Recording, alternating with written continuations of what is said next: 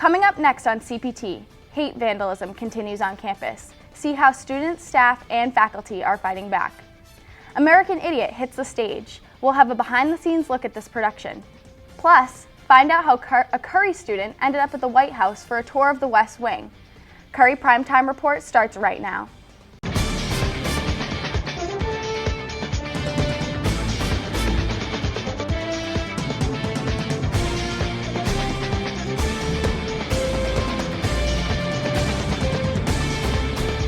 Hello and welcome to CPT. I'm Kelsey Davis. My co-anchor, Kelly Petitpas, will join us in just a few minutes. Let's get right to the stories that are making news on campus. We begin with the late news about car break-ins on campus. Public safety tells us 4 vehicles were broken into in various places on campus with items stolen. They say all of the cars were left unlocked. They remind everyone to always keep your car locked, and if you see any suspicious activity in the parking lots, to call 2222. The public safety emergency line. In other news, hate crimes continue to make headlines here. The latest occurred most recently in Hafer. A bathroom stall was vandalized with hate messages targeting several members of the Curry community. Over at the library, public safety says a desk had a Nazi symbol carved into it, although no one is sure how long it has been there. These latest hate crimes come after earlier incidents against the LGBTQ community, which prompted many demonstrations. With this spike of hatred, particularly around the election, students decided to take matters into their own hands to raise awareness about crimes happening on campus. On November 15th, in the pouring rain, students stood outside the Student Center, chanting and showing their support for the LGBT community, as well as Muslims, people of color, women, and Jewish people who have all been oppressed on campus. There have been many who wonder if this is also an attack against the college in the way they handle these situations. Many argue that until they have the names of people conducting these hate crimes, there can't be punishments made. In an interview on CC8's Curry Talks program, interim public safety police chief Paul Italian said acts of vandalism on campus won't be tolerated. We're very saddened by these events. We've responded, both public safety in conjunction with our partnership with the Milton Police Department. We've worked with the citizens of the transgender community to attempt to locate and identify who are responsible for these very, very unfortunate events. We've stepped up our presence in the residence hall. In addition to Officer Dwayne, we have our regular patrol force that from time to time walk into the residence hall, check in with the RAs, do the rounds with the RAs, and we're just trying to get to the bottom of who's responsible for these very, very unfortunate events. Public safety is also visiting classes to encourage anyone who sees acts of hatred to report it immediately. An anonymous tip line has been set up. The number is 617-391-5280. Or send an email to publicsafety_tipline@curry.edu. Also on Curry Talks, Dean of Students Mary Ellen Kiley said actions of a few students do not represent what Curry stands for. It's a few individuals that are acting independently and don't reflect the true intent or mission of this institution. And it is upsetting. And I think the important message that I would like to share with you and with others is that we are a community of care, and if you see something, say something. Another demonstration against hate was held Wednesday, December 7th. Students, faculty, and staff gathered by the dozens around the flagpoles on the quad. Also visible in the crowd was President Ken Quigley and other administration leaders. Signs reflected the mood on campus, clearly voicing no tolerance to the hate that has been displayed. Curry students in attendance said the fact that faculty and administrators came out in such large numbers was important. I actually like it because a lot of time faculty don't really voice their opinion, so the fact that they're holding up signs in front of the library, in front of the quad, it's amazing to let the students know that they're not alone. You have the support of the faculty, you know what I mean? You're not alone, it's not just you and your students. I care and I hear you, so that's great. School officials say more events highlighting Curry's diverse community will continue into the spring semester. CC8 will keep you updated through our message board and future newscasts on upcoming events that you can get involved with. Moving on to other news, one of Curry's own recently landed herself at the White House. CPT's Alan Checo joins us in the studio with her story. Alan? Senior Chloe Corin is a child, youth, and community education major who has committed a lot of her time at Curry interning at several nonprofit organizations, striving to support others. This past summer, Chloe got the opportunity to intern for National Voices for Equality, Education, and Enlightenment, a bullying and suicide prevention nonprofit in Miami, Florida, where she worked closely with its founder. The hard work earned her a behind-the-scenes tour of the White House during the National Anti-Bullying Week in November. Chloe got the chance to tour the West Wing of the White House and visit in the Capitol building. Congratulations on all of your success, Chloe. For CPT, I'm Alan Checo. Kelly, Kelsey, over to you. Thanks, Alan. Congrats to her for sure. Still ahead on CPT, Puppies on Campus. Find out how they can help you prepare for finals. A new way to read your favorite book, and it's right here in Milton. And the teddy bears fly at Yulin Rink for a great cause. Stay with us.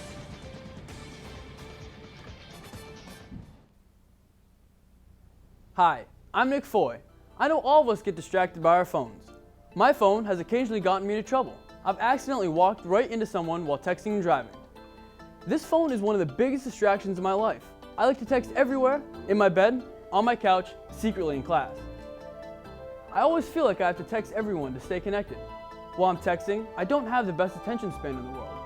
While I didn't hurt anyone texting and walking, it could have been much worse if I was texting and driving. Imagine how badly I could have hurt myself if I kept my eyes off the road and on my phone. I would end up in the hospital with insane medical bills, along with a car headed to the junkyard. According to distraction.gov, around 3,000 people are killed in car crashes involving distracted drivers annually. Is a text message really worth someone's life? Your friends and family will still love you if you don't reply to their text while driving. If you really have to text, please don't get in a car. Throw those keys away. There's nothing wrong with texting as long as you text responsibly. For more information on texting and driving, please visit distraction.gov.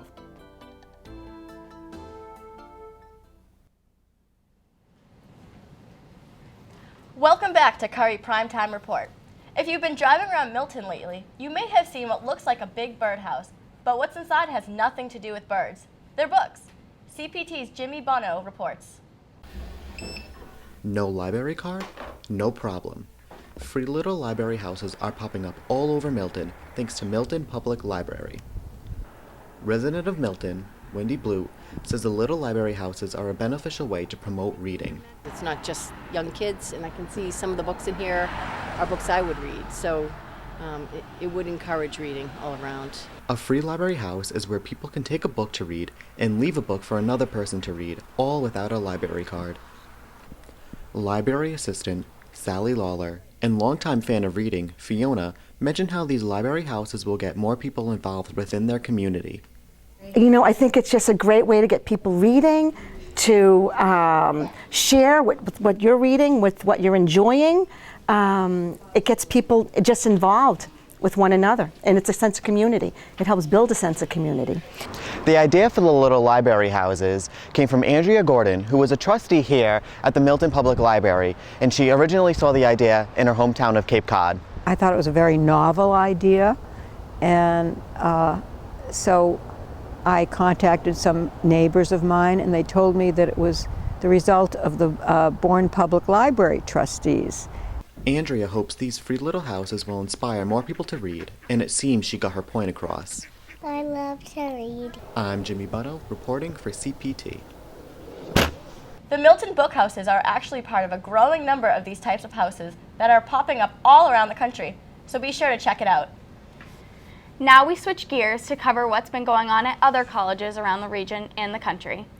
It's our college roundup, and CPT Stacy Circusoon joins us in the studio with more. Stacy? Thanks, Kelly. Here's some of the stories making news on other college campuses. Emerson College officials say posters have been found on campus supporting white supremacists or people who favor the white race over other races. The school president says 7 posters were found in 2 buildings on Emerson's campus. In an email, the president of Emerson, Lee Pelton, says the posters were trying to, quote, intimidate and silence the community. He said the campus will not tolerate or be silenced. An art exhibit at Salem State University was temporarily suspended after complaints from the students because it featured a controversial painting that depicted several members of the Ku Klux Klan. The author Gary D. Harley said it was meant to be a piece of social commentary. He also said the painting was stimulated by various fringe groups attracted to the message of the Trump campaign and the use of violence and intimidation of immigrant and minority citizens as a central organizing principle by the candidate. A description of the exhibit on the university's website said, the picture intended to, quote, explore environmental issues, social inequities, and income equality, among other topics. At Hampshire College, a controversy of another kind. The college has been under some heat for removing the American flag from their campus on November 18th, 8 days after an unknown party had set the flag on fire. When the college decided to not put the flag up, hundreds of students and veteran groups protested at the college. They demanded that the American flag be flown again. After the college faced intense criticism, the flag was flown again on December 5th. And finally, UMass Boston archaeology professors and their students have made a big discovery in Plymouth. They found parts of the original Plymouth plantation from when Pilgrims first landed in 1620. The students discovered what is to believe an original trash pit from the settlers. The researchers say that this change could change what we know about Pilgrims. And that's it for our college roundup. For CPT, I'm Stacy Circusoon. Thanks, Stacy. Closer to home, here on campus, finals start December 13th, which means a lot of stress. As finals approach, we have to find new ways to de-stress for all the hard work we're doing. There are some events that the school offers to students of Curry to find new healthy ways to keep their mind off this crucial time. The first thing that they offer is the late night breakfast. This event is where students can go to late night and get breakfast food. It will start at 10 p.m. on Monday, December 12th, and right before breakfast, 7 to 8:30, the dogs are back. More specifically, the therapeutic dogs and puppies will be available for petting inside Miller Fieldhouse. There will also be an opportunity for massages. So if you haven't been to this event before, definitely check it out on the 12th from 7 to 8:30. Still ahead on CPT, American Idiot is now playing right here on campus. We'll go behind the scenes. Our chief weather forecaster, Joe Shaka, previews the winter ahead. And we'll have a look at how our winter sports teams are doing. Stay with us. What would the world be like without polar bears, rainforests, or clean water? World Wildlife Fund is an organization which focuses on global threats and forces that impact them. The strategy for addressing these problems is to integrate three major areas: water, forest, and climate. By directing our resources to these three elements, the World Wildlife Fund has leverage in protecting vulnerable places, species, and communities worldwide. For over 50 years, World Wildlife Fund has been the world's leader in protecting future and nature. They have close to 5 million global supporters. Even major companies such as Coca-Cola support the World Wildlife Fund. Since 2007, Coca-Cola has been aiding in conserving the world's fresh water. One way World Wildlife Fund helps animals on the brink of extinction is by allowing you to symbolically adopt an animal. You can help save the world's endangered species. Symbolically adopting animals also make a great gift. Another way to help the World Wildlife Fund is by becoming a member by visiting our website. Welcome back to CPT. You may have seen American Idiot on Broadway, but now it's playing right here on campus through December 10th. Recently, CPT went behind the scenes to see all the hard work that went into bringing it to stage. CPT's Vanessa Rizzitano reports. It takes many people and weeks to put on a major musical, like American Idiot. A lot more work is put behind a musical than most people think. Students begin every rehearsal with warm-up exercises. Then they rehearse what the audience will actually see. American Idiot is about people being fed up with the state and the media. Many people during this time use drugs and alcohol to cope through all of the negativity. Tech Week happens over a period of 3 days, and it is revolved around what happens behind the scenes. Tech Week is actually about all of the technical elements with the lighting and the sound and the microphones. Not only do the actors perform the show, but they also help build the set. Students just come in for 2 hours at a time, and we build different aspects of the set. A student stage manager can often struggle with telling students what to do. However, stage manager Carol Ann does not seem to have a problem with it. I am a professional, this is my job. Students do not seem to have a problem with the drug and alcohol use in this year's production. I feel like if you avoid it, then people don't want to talk about it, so I think it's good that theaters incorporating it. The students are working very hard to put on a great production for the audience to see. Come support Curry Theater as they perform Green Day's American Idiot. The shows are December 7th, 8th, and 9th at 7:30, and there is a matinee on December 10th at 2:30 in the Keith Auditorium. I am Vanessa Rositano, reporting. As part of the crew, I can tell you that there was so much that went into this production. The cast worked really hard with choreography and singing, and we spent countless hours painting and putting the set together. And one of the biggest changes was actually casting characters of a different gender and sexual orientation. CPT's Taylor Hayes has that part of the story. Baby, I'm the faggot America. The American Idiot cast and many others in Curry Theater have been working hard for months to put on this musical. When first casting the show, Sarah Rosine Walski, the show's director, wanted a diverse, gender-neutral cast. American Idiot in its original form is a show that is predominantly male, but we have a strong number of women who can play these roles. Megan Koziak, one of the theater's standout actresses, will be playing Tunny, a strong male character of the war, as a girl. At one point, even the show's lead was played by a non-binary student, but they had to drop their parts. With the show being cast this way, there is now a staged lesbian infatuation. But how do Curry students feel about the concept of this show? It's different because for Tunny, the way we're playing it is that this is kind of the sexual awakening for Tunny. It's Tunny's first realization that she is definitely attracted to females. With the large amount of discrimination against the LGBT community on Curry's campus, most students are taking the concept of the show better than we thought, but not everyone. I just think it's dumb. That's just my opinion, though. With the show less than a month away, Megan and the rest of her cast can't wait to see what others think of their spin on the show. I think it's awesome. Should definitely be an issue that's brought up and considered. Come give your support to this unique take on American Idiot. From CPT, I'm Taylor Hayes, reporting. Definitely check it out by December 10th. Moving on, winter is around the corner. Will we get lots of snow or will it be too cold? Our chief weather forecaster, Joe Shaka, joins us in studio with a preview. Joe? Thank you, Kelly. Looking here at the winter, can you believe it's winter again? Time just flies by so quickly. So let's take a look here at what we can look for temperatures as we continue the month of December.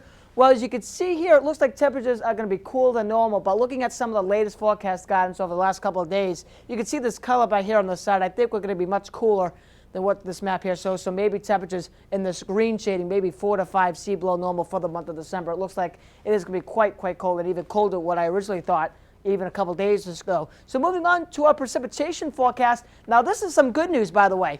Look at this, a shot at some above average precipitation. And yes, we are going to be talking about snow in the month of December and rain. So hopefully we can get some water into the ground. And again, we are in severe and extreme drought. So this is a good thing to see here on the map. So we haven't really seen a month with above average precipitation for, depends on where you are, but most of southern New England, it's been about 6 to 8 months or so, so that is good news.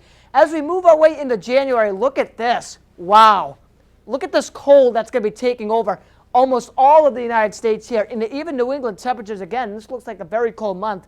Temperatures 3, 4, even 5 C below normal for the month of January to start off the new year. And precipitation, not as above average as December, but this could still change. But right now I see equal chances of above or below average precipitation through the month of January. And finally, as we work our way into the month of February, the last month of meteorological winter, maybe some more warmer weather, maybe a pattern change. There's some things going on with this El Nino, La Nina. So maybe as we work our way into February, we could see a return to above average temperatures in the Northeast as we work our way into February. And finally, precipitation.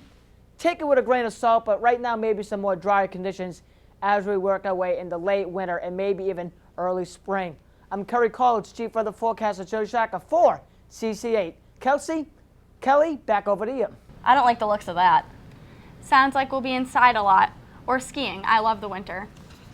Now into Curry Sports. Kirby Bryce joins us to tell how the Colonels have been doing. Kirby? Thanks, Kelly. We're going to start with men's basketball. At this taping, the boys' record is currently 0-7 overall after a 76-71 loss on December 6th against Gordon. Curry's leading scorer is currently senior guard number 22, Paul Brzozzi, who's currently averaging 12 points a game. If you want to go see the boys' next game, they will be at Emerson on December 11th, and that game is at 1 o'clock. After that, they play the Mariner Classic, where they will play back-to-back games on the 30th and 31st of December against the University of Maine at Presque Isle on the 13th at 1 o'clock, and Maine Maritime on the 31st at 2 o'clock. Both games are being hosted by Maine Maritime. Girls basketball has a similar record at 2-7 overall. As of this taping, with the most recent loss, with the most recent 68-52 loss to Gordon on December 6th as well. The girls' leading scorer is sophomore guard number 12, Emily Irwin, who currently averages 15 points a game. If you want to watch the girls' next game, it's on December 10th against Suffolk in Suffolk, and that game will also be at 1 o'clock. After that, the girls will not play again to January 3rd, where they will play Salve Regina at home at 5:30. Hockey, however, is 5-3-1. Their last game was an 8-4 win over UNE on Sunday, December 4th, where both Tyler Van Cleef and Sean Nelson scored a pair of goals each. Van Cleef, number 15, is the leading goal scorer for the Colonels with 15 goals, averaging almost 2 goals per game. Hockey plays on December 10th against Manhattanville in Manhattanville at 7 o'clock. After that, they do not play again until the 6th of January, where they will be playing Utica at 4 o'clock in the Oswego Pathfinder Classic, which is hosted by Oswego. There will be a game preceding that on the next day, January 7th, time and opponent to be determined. Also on hockey news, the annual Teddy Bear Toss was recently held at Ulen Rink. As CPT's Nick DeVoe reports, this has become a holiday tradition for the Curry hockey team.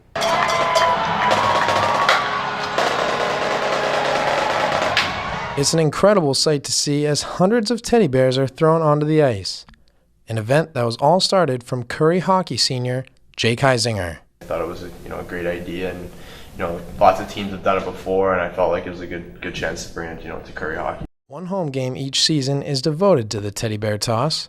And when the Colonels score their first goal of the game, the fans throw teddy bears onto the ice that are later that week given to families and their kids. It's a special time to get everybody together and come together as a community. A lot of the young kids love hockey, so they'll grab the jerseys, get a bunch of teddy bears, and it's great to see all the fans here. Everything starts with kids, and it just goes from there. So it's great to have the teddy bear toss to remind kids that they're important to the team. Team Impact pairs up children with terminal illnesses to a college sports team each year. It's these teddy bears and donations tables that raise thousands of dollars and help raise awareness for kids with life-threatening illnesses, and they help families sponsored by Team Impact. Well, we love coming and being able to just be part of the community here at Curry. They treat Lucky so well. Teddy Bear Toss draws a big crowd, and it's a tradition that the team plans on holding for years to come. Going forward, I think we got a lot of good guys on this team, and I know that a lot of guys would be willing to step up and make sure that this gets carried on. From CPT, I'm Nick DeVoe reporting. The event raises thousands of dollars for Team Impact each season. So if you missed it this year, be sure to check it out next year when the Teddy Bear Toss returns to Curry. And for that, that's the look at winter sports. For CPT, I'm Kirby Bryce. Kelly, Kelsey, back to you. Thanks, Kirby. And that does it for this edition of CPT. Good luck with finals. And have a great holiday break. That was good. Yeah, it was good.